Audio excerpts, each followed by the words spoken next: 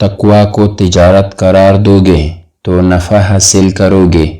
جب تم سے کوئی غلطی سرزد ہو تو فوراً صدقہ دو تاکہ تمہاری غلطی کا ازالہ ہو سکے۔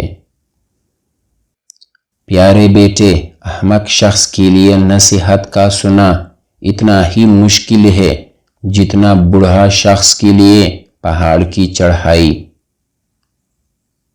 پیارے بیٹے، تم جس دن سے شکم مار دو باہر آئے ہو، آہستہ آہستہ دنیا سے دور ہو رہے ہو اور آخرت کے قریب پہنچ رہے ہو۔ اس لیے تمہیں چاہیے کہ پیش آنے والی چیز کی تیاری کرو۔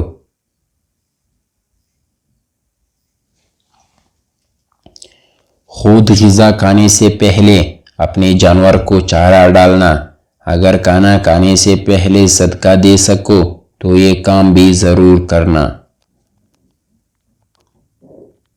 اگر تم لوگوں پر ظلم کرنے کی قدرت رکھتے ہو تو ہرگز نہ کرنا، کیونکہ خدا کو تم سے انتقام لینے کی زیادہ طاقت ہے۔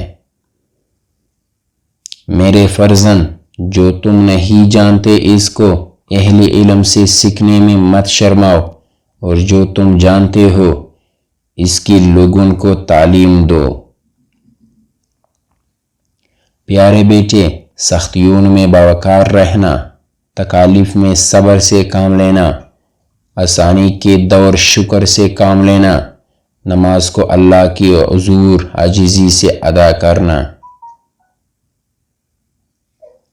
اگر تم جوانی میں ادب سیکھ لو گے تو جوانی میں فائدہ حاصل کرو گے۔ جو شخص تمہارا کوئی عذر سنتا نہیں چاہتا اور تمہارے لیے کسی حق کا قائل نہیں، اس کے سامنے عذر خواہی مت کرنا۔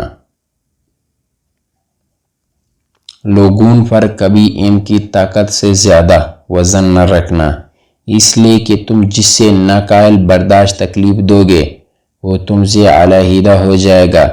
اس صورت میں اکیلے رہ جاؤ گے، تمہارے کوئی بھائی اور دوست تمہاری مدد نہیں کرے گا، بالآخر ذلیل ہو جاؤ گے۔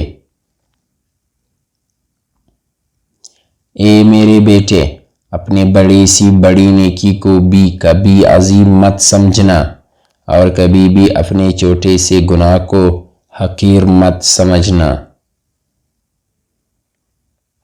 اپنے آپ کو ایک پل سے گزرنے والے مسافر کی طرح بناؤ جس نے پل سے گزرنا ہے اور اس پل کی تعمیر سے اس کا کوئی سروکار نہیں۔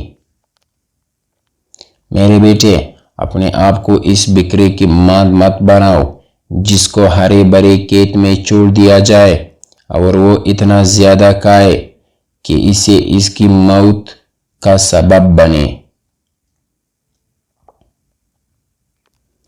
اے میرے فرزند، اپنے راز کو چھپانا اور اپنے کردار کی اصلاح کرتا۔ اگر تم ایسا کرنے میں کامیاب ہو گئے تو دشمن سے اللہ تمہاری حفاظت کرے گا۔ اللہ تعالیٰ کی بہت بڑی جن کا نام حضرت لقمان ہے، یہ وہ ہستی ہے جن کے نام پر قرآن کی 31 سورہ کا نام رکھا گیا۔